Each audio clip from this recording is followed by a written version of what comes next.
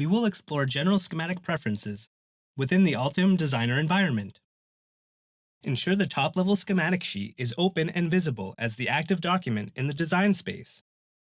Observe how the wires are currently displayed to the left of the component U2.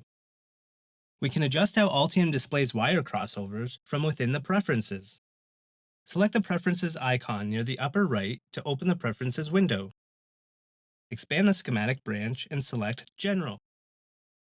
Enable display crossovers, as shown. Hit Apply to see the changes applied within the schematic. Alternatively, simply click OK to close the Preferences window and apply the new settings. Let's explore another preference option. In this case, the Components Cut Wires setting. Let's go back into the Preferences by selecting the Preferences icon. Go into Schematic, then General. Verify that Components Cut Wires is enabled. To show this functionality, R11 will be copied. Pasting the copied resistor and placing it directly on an existing wire, we can see that the component cut the wire and was placed in line within this signal path. There's no need to delete the wire and redraw it around the new resistor.